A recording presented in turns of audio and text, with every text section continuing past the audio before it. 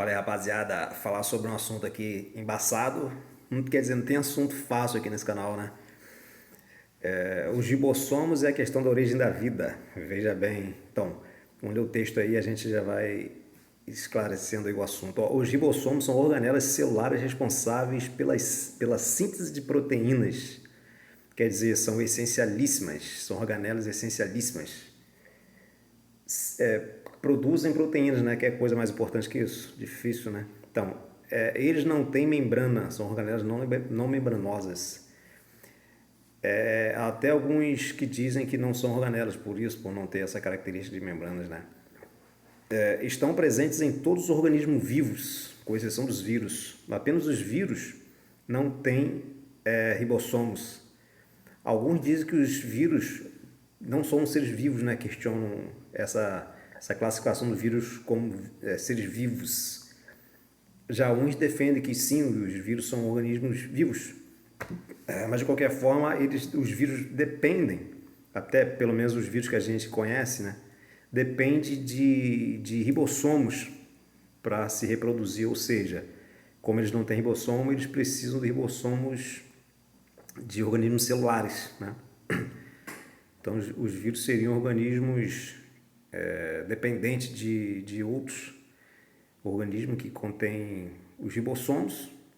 Na verdade, o que falta para os vírus é isso, é ribossomo, né? Os vírus, a partir de terem acesso a ribossomos, conseguem se reproduzir, né? A propósito, a única organela citoplasmática que as bactérias têm são os ribossomos, né? As células eucariontes, né? Como por exemplo as nossas, tem várias organelas. As bactérias têm a única organela citoplasmática, os ribossomos. Para você ver como que os ribossomos são organelas fundamentais, né, para a vida. Para os próprios vírus, apesar dos vírus não terem os seus próprios ribossomos, eles dependem de ribossomos de outros organismos para se reproduzirem. Então, os ribossomos, contêm duas partes, a subunidade maior e a subunidade menor, que se juntam na hora de traduzir o RNA mensageiro. Eu até pensei em começar esse vídeo aqui explicando como é que funciona a questão da tradução do RNA mensageiro a partir do ribossomo, né? Mas aí é uma outra questão, outro vídeo, né?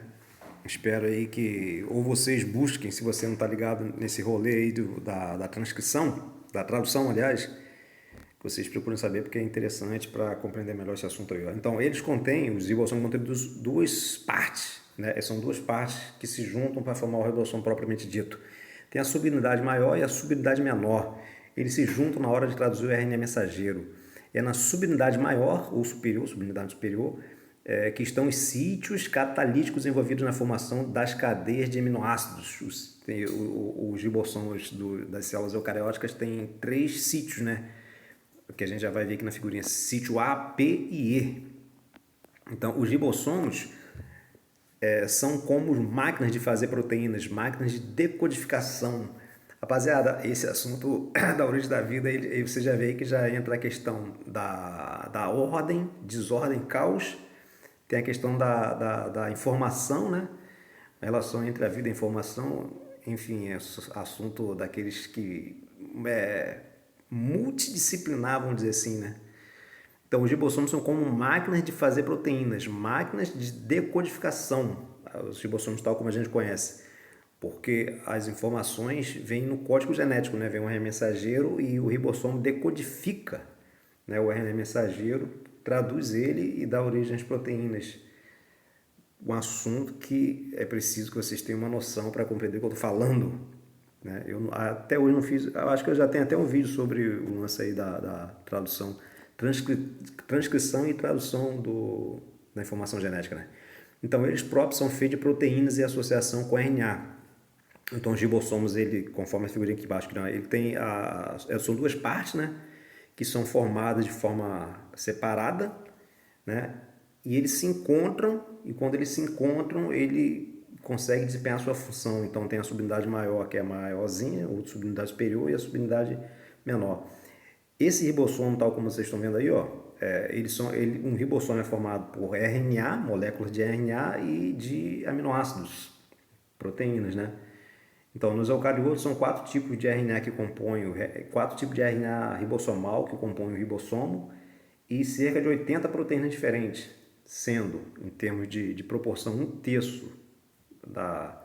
do ribossomo de proteína e 2/3 de RNA ribossômico. Não é RNA especial, porque a gente tem o RNA ribossômico, tem o RNA transportador, tem os microRNA, tem o RNA mensageiro, tem o RNA solúvel, esqueci o nome do outro, enfim, tem vários tipos de RNA e o RNA ribossômico é um RNA específico. Então, quer dizer, a receita para a produção dos ribossomos, tanto dos RNA quanto das proteínas, né, está no DNA.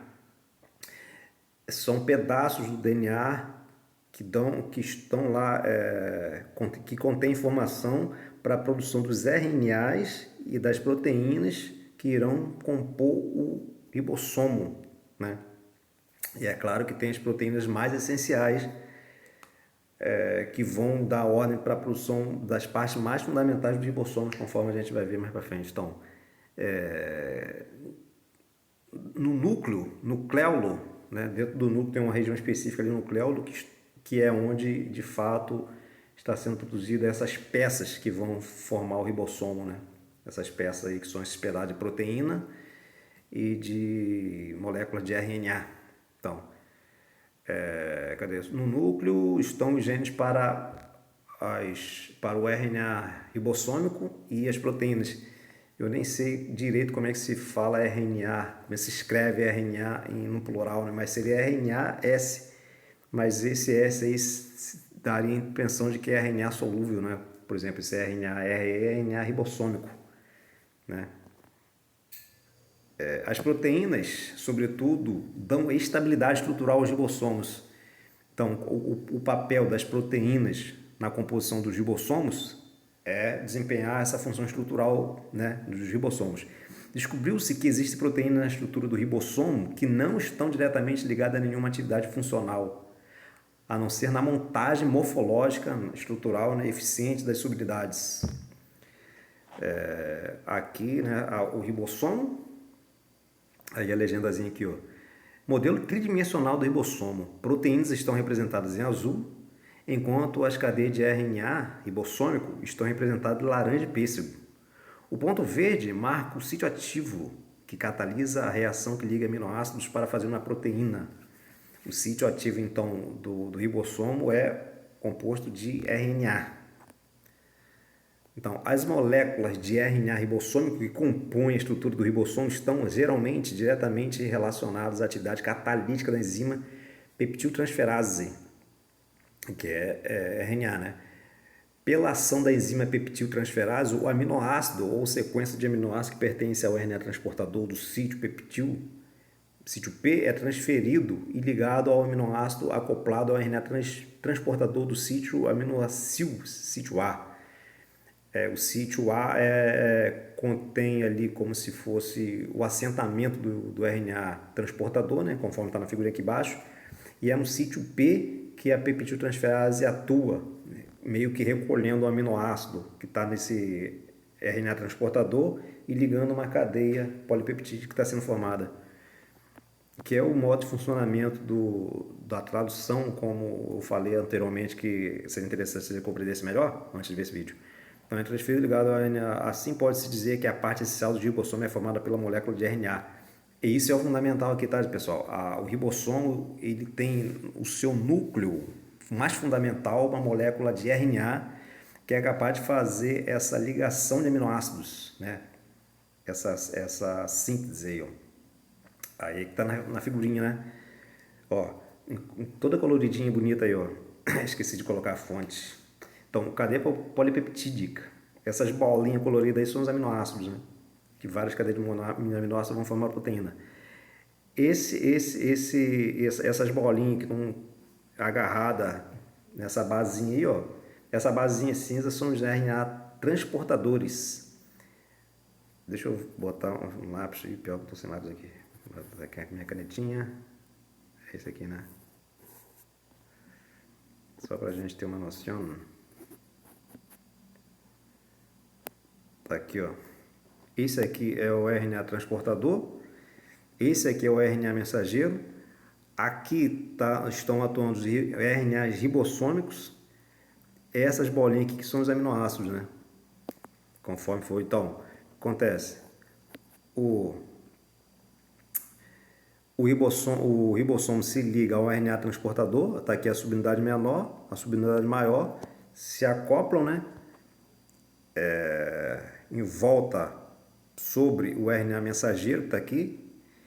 O RNA mensageiro tem esses códons aqui, que se liga a esses anticódons do RNA transportador, tal, se liga, aí o RNA transportador traz o aminoácido, esse aminoácido ele é cortado, vamos dizer assim, do RNA transportador e ligado a essa cadeia polipeptídica que está sendo formada aí. É um procedimento aí, né, padrão básico aí. É basicamente isso que eu estou dizendo no texto. E a parte essencial aí é do que produz essa síntese no ribossomo, é formado por RNA. Já vai chegar aqui, ó. Então, a questão é o miolo da vida. Os ribossomos possuem como que camadas, tal qual uma cebola. Isso é apenas uma analogia. Isso é apenas uma analogia. O ribossomo não é uma cebola, né, gente? Então, o ribossomo possui como que camadas, tal qual uma cebola, com um miolo fundamental. É visto que o núcleo, entre aspas, do ribossomo é conservado em todas as espécies vivas. Bactérias, arcobactérias, mamíferos, aves, seja lá o que for que você pensar em qualquer organismo que tem organização celular, né? Que tem ribossomo, esses ribossomos têm uma coisa em comum, que é esse núcleo fundamental. Vou repetindo aqui, ó, é visto que o núcleo dos ribossomos é conservado em todas as espécies vivas, de modo que todos os ribossomos de todas as espécies têm um núcleo comum. Já a região mais externa deles, dos ribossomos, é que varia de acordo com as espécies, sendo que ribossomos maiores, com mais camadas, né, são encontrados organismos mais complexos. Aí tem uma figurazinha embaixo que a gente já viu. Os sítios A e P da subunidade maior do ribossomo parecem ser mais antigos e também os mais essenciais, né? Compõem um núcleo do ribossomo, do que o sítio E, que é o sítio, aquele último sítio lá que meio que expulsa o RNA mensageiro, vamos dizer assim, né? Que inclusive está ausente em muitas bactérias. Aqui o modelo cebola do ribossomo, né? Aqui dentro aqui está o ribossomo, e em verde ali o núcleo, esse miolo que eu estou falando para vocês, a parte mais essencial, que faz a catálise lá dos aminoácidos, essa coisa toda, com o RNA transportador, e as camadas mais externas aí meio que foram aparecendo depois, conforme o ribossomo foi evoluindo, vamos dizer assim, né? Então, a pergunta aqui naturalmente se chega qual o ribossomo mais simples que existe, ou que poderia existir, né, rapaziada? Será que se a gente tirasse essas camadas dessa cebola aí, deixar só o núcleo, o ribossomo funcionaria? Né? Essa que é a questão. Então, e o quão simples um ribossomo pode ou poderia ser, mas mantendo suas funções básicas? Responder a essas questões nos traria maiores esclarecimentos sobre a origem e evolução da vida, ainda que não viéssemos a saber como de fato a vida surgiu, mas como efetivamente poderia surgir. Deixa eu dar um pause aqui. Então, em termos evolutivos, ó, o ancestral do ribossomo, ou o sistema decodificador mais simples possível, um sistema de decodificação mais simples, evidentemente, seria, em termos evolutivos, o ancestral do ribossomo, né? E deveria ser formado apenas por RNA, que formaria o sistema catalítico. Assim, é também na estrutura do RNA ribossômico que se encontram os possíveis registros das moléculas primitivas da própria vida. Anterior à própria vida, como a gente vai ver daqui a pouco, né? Então, o ribossomo aí, ele dando pistas de como que a vida teria possivelmente surgido, né? Antes da vida propriamente dita, supõe-se que havia uma estrutura relativamente simples, um grupo molecular cuja função era realizar a síntese de RNA. Esta estrutura seria o ancestral dos ribossomos, essa estrutura molecular aí, né? Tal estrutura molecular não continha proteínas, apenas cadeias de RNA, que formavam uma unidade catalítica. É o que tudo indica, né? E o corpo desse pré-ribossomo, o ribossomo como uma ribosima, que o RNA tem capacidade enzimática, né? Desempenha a função de enzima, vamos dizer assim, ou seja, acelera reações químicas, conservando energia, vamos dizer. Posteriormente, outras moléculas foram sendo adicionadas a esta estrutura original fundamental, com inserções se dando por alongamento ou ramificações, compondo as camadas mais externas da organela do ribossomo. O pessoal chamando aqui. A gente apertar um pause, mas estamos de volta aí, ó. Antes da virada propriamente dita, antes da vida propriamente dita, supõe-se que havia uma estrutura relativamente simples, um grupo molecular. É que a questão é a seguinte, pessoal, vocês, por exemplo, se vocês forem pesquisar no YouTube a origem da vida, vocês vão dar de cara com muitos vídeos do pessoal do criacionismo, né? Que sem querer entrar aqui no debate que criacionismo versus evolução, essa coisa toda, Deus, a existência de Deus, a criação da vida, sem querer entrar nesse debate. Mas o fato é que vocês vão ver muito vídeo do pessoal criacionista, pessoal que defende o design inteligente, essa coisa toda, falando da impossibilidade da vida surgir espontaneamente na Terra, mas eles considerando a vida como já uma vida celular, né? Considerando uma célula. Mesmo a célula mais simples, pessoal, não tem como aparecer uma célula do nada. Então há uma certa escala de evolução molecular que vai dar origem à célula. Então a célula já não é o início, já é um estágio avançado de uma evolução molecular que vai dar origem à vida, entendeu? Se você pensar em termos de surgir uma célula, por mais simples que seja, funcional em termos por acaso, sim, espontâneo, a partir da junção por acaso de moléculas, é realmente uma coisa difícil de acontecer, né? Então, antes da vida propriamente dita, supõe-se que havia uma estrutura relativamente simples, um grupo molecular, cuja função era realizar a síntese de RNA. Esta estrutura seria o ancestral dos ribossomos. Tal estrutura molecular não continha proteínas, apenas, conforme eu já falei isso aí, né? Apenas cadeias de RNA que formavam uma unidade catalítica, que é o que tudo indica, e o corpo desse pré-ribossomo, ou ribossomo, como uma ribosima. Posteriormente, outras moléculas foram adicionadas a esta estrutura original fundamental, com exceções se dando por alongamento, as ramificações compondo de camadas mais externas do alongamento. Aqui está aqui uma figurinha, um esquemazinho aqui, ó. Aqui embaixo, lá em azul, ó, aqui, né, aqui embaixo, aqui, ó, estaria o coração dos ribossomos, essas moléculas de RNA com capacidade enzimática, né? Proto-CCA aí, ó, ancestral RNA teria surgido primeiro. A probabilidade para aparecer essas moléculas que desempenham funções essenciais é difícil em termos de probabilidade, várias tentativas e erros, mas isso se deu ao longo de milhões de anos, né? Mas é muito mais fácil de aparecer muito mais plausível em termos de por acaso aparecer moléculas desse tipo do que a célula completa já de uma hora para outra, vamos dizer assim, né? Então aqui, ó, tem as mini hélices de RNA, aí já vai se acoplando outras moléculas, em verde ali já certamente proteínas, os sítios de ligação do RNA transportador lá no meio, ó. Aqui, ó.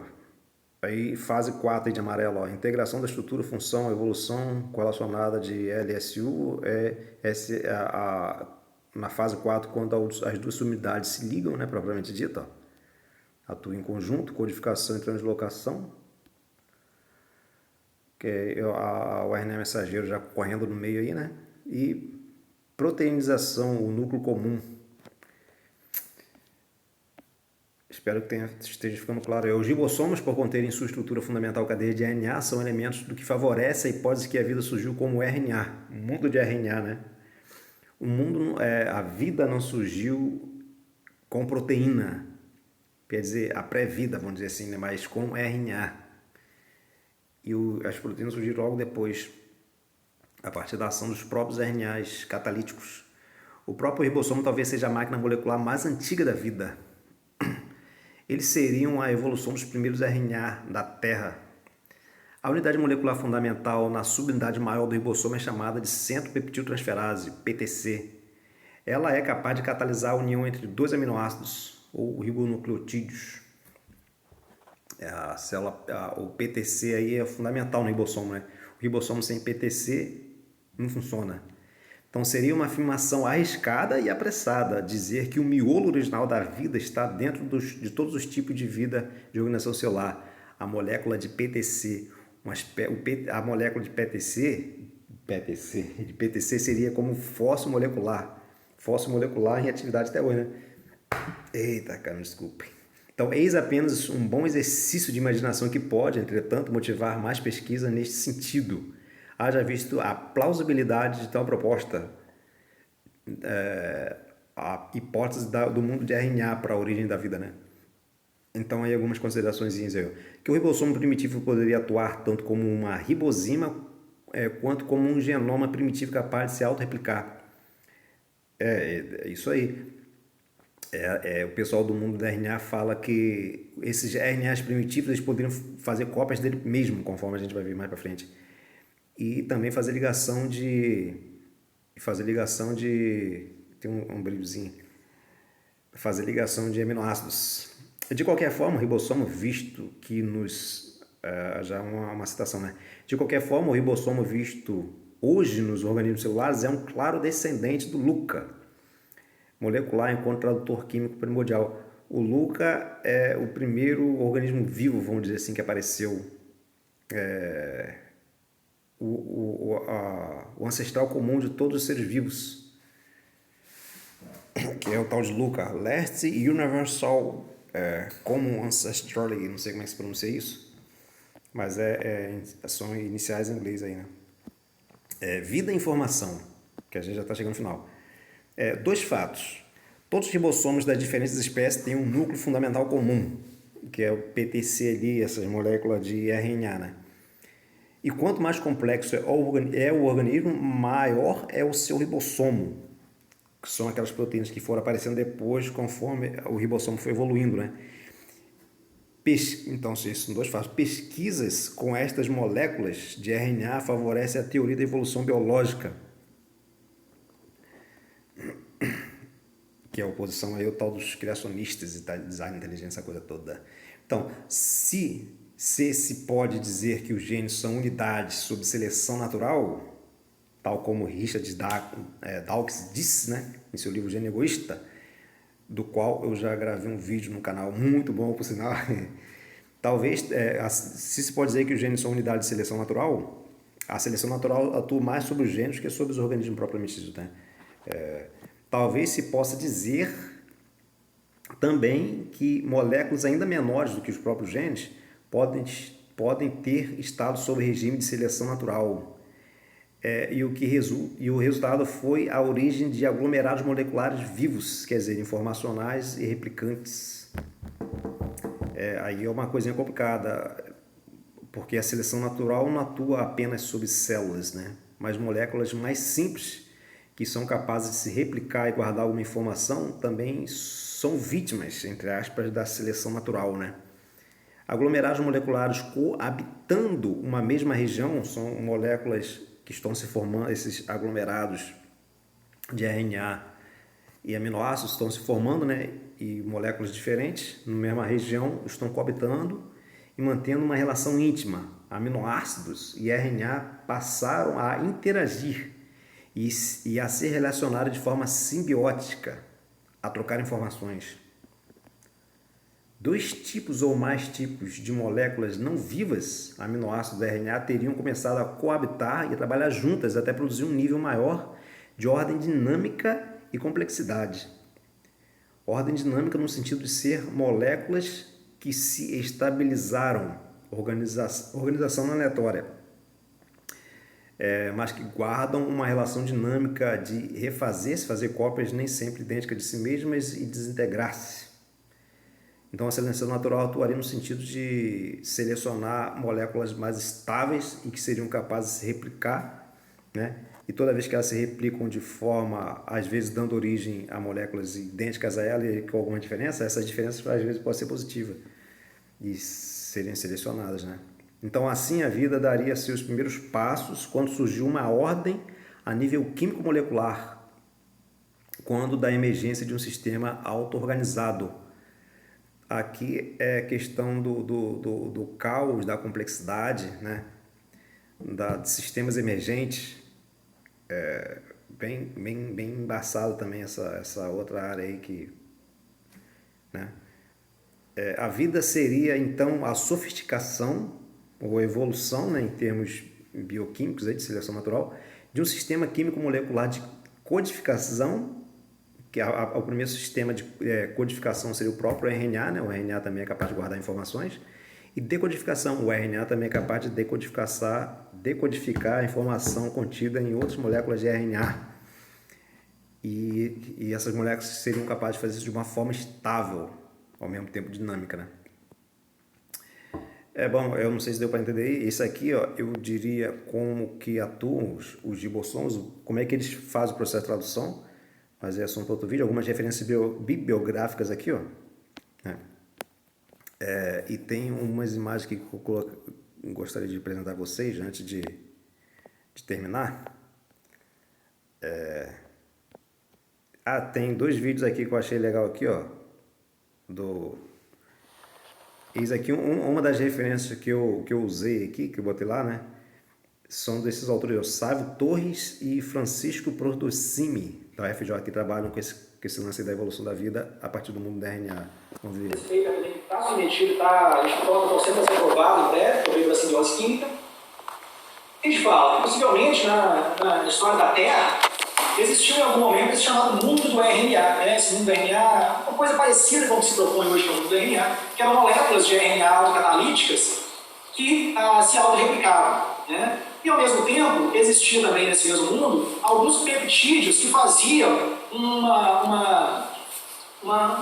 proto-metabolismo, que transformavam, que se ligavam entre si e que faziam um metabolismo primordial ali, muito simples, muito sensível, como dizem por aqui, muito básico, né?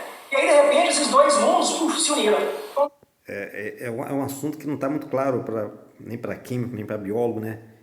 Esses processos, a gente tem só indícios e a gente vai fazendo essa investigação assim por cima. Então, ninguém vai falar com muita certeza assim como a vida surgiu. Isso aí não é possível se dizer ainda hoje, né? A gente tem indícios aí, caminhos a gente seguir. Como que eles se uniram? De repente aqui, um RNA foi capaz de pegar dois aminoácidos e juntar eles. Na hora que esse RNA adquire essa capacidade, isso sim é meio que um salto, não sei se tem como dizer, tinha pouca capacidade, no início foi melhorando a capacidade, mas isso foi uma coisa que aconteceu que foi chave na vida, que quando o Lucas surgiu um ácido nucleico, um RNA que se configurava como estrutura tridimensional e era capaz de se auto-replicar nos primórdios da vida, conseguiu ligar dois aminoácidos. Na hora que ele liga dois aminoácidos, ele fala, já se torna como se fosse um proto-ribossomo. E essa atividade de ligar os aminoácidos é uma atividade... Que é o que o ribossomo faz, né? Liga aminoácidos. Antes, sem a existência do DNA, agora os ribossomos ligam aminoácidos a partir da informação contida no DNA que é transcrita no RNA mensageiro, né? De catálise da ligação peptídica, né? Que é a atividade que a gente chama de do PTC, o Peptide Transferase Center, o centro de transferência de peptídeos, que é o centro catalítico do ribossomo, né? Ainda hoje, o centro catalítico do ribossomo é uma molécula de RNA, o RNA ribossômico, né? Que liga dois aminoácidos. O centro catalítico do ribossomo é o PTC, comum em todos os ribossomos de todos os organismos vivos, núcleo original, né? E que se mantém. Então a gente supõe, conforme a gente já falou aí, que está lá na origem da própria vida, né? E conforme a vida foi se ramificando naquela árvore da vida comum, esse núcleo original do ribossomo foi se mantendo. Toda vez que aparece um ribossomo sem esse sítio PTC aí, ou com ele que não funciona, então esse ribossomo não vai funcionar e o organismo que está cheio de ribossomo desse tipo se torna inviável.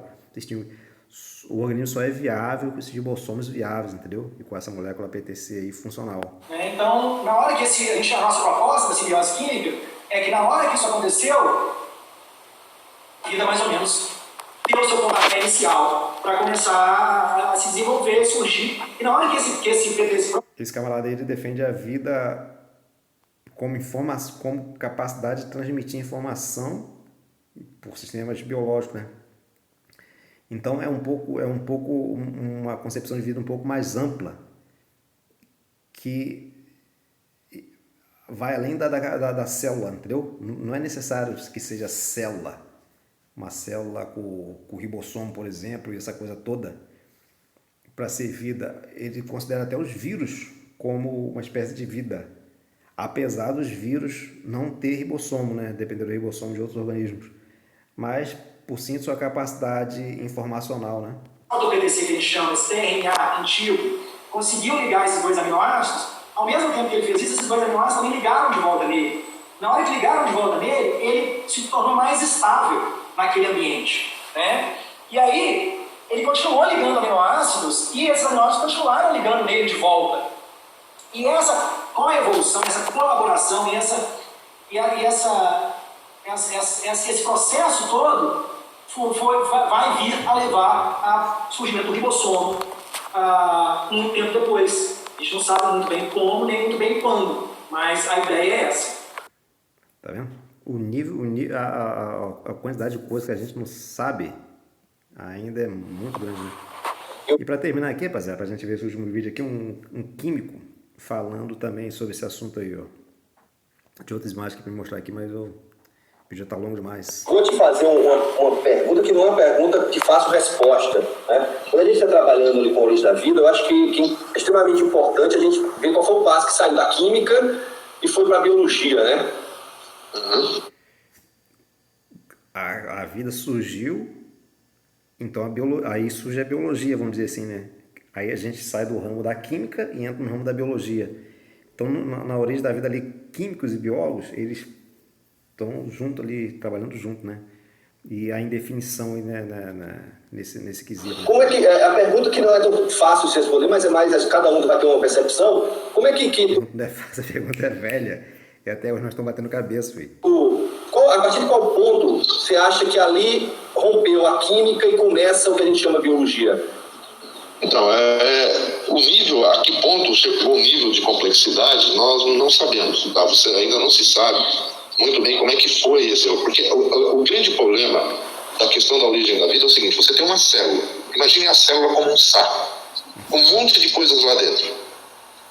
A gente sabe até como fazer esse monte de coisas lá dentro, mas como que esse monte de coisas, atua desse jeito, toda essa engenharia, nós não sabemos. Então esse é a grande questão da origem da vida, tá? Então isso a gente realmente não faz ideia. Tem muita gente que trabalha o que nós chamamos em biologia sintética, que estão tentando entender como é que é esse negócio dentro da célula, tá? Mas a gente não sabe como que foi exatamente essa passagem de uma para outra.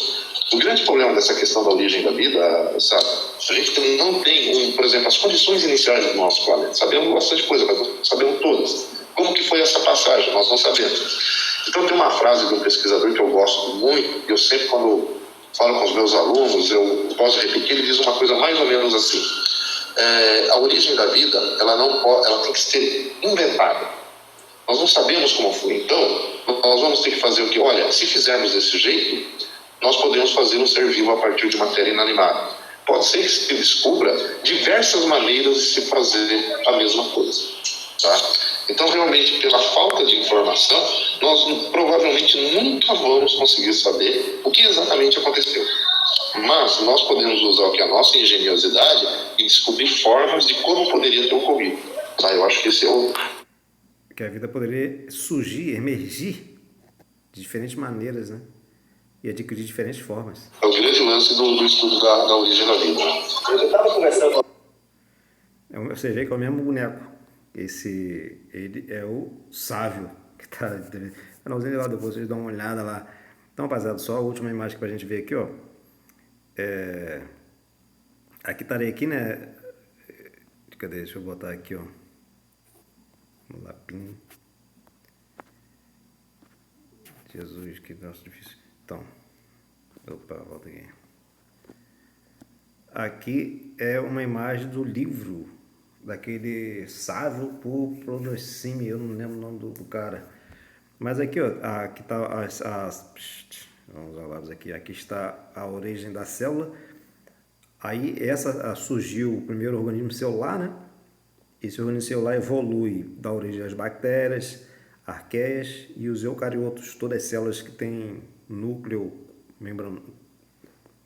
células que têm núcleo, né? Mas antes do surgimento da primeira célula viva, tá aqui, ó, esse organismo pré-celular, vamos dizer assim, né? São aquelas moléculas informacionais que se replicam, essa coisa toda. Inclusive, teriam dado origem ao vírus também, ó. Então, o vírus é contemporâneo desse que esses pesquisadores chamam de FUCA, o primeiro ancestral comum de todos os seres vivos. Rapaziada, enfim, é isso aí. Se gostou, dê o like. É um assunto que permite ainda muita especulação filosófica. Dá para viajar muita coisa. Mas dê o like, se inscreve no canal. Tamo junto, é nóis.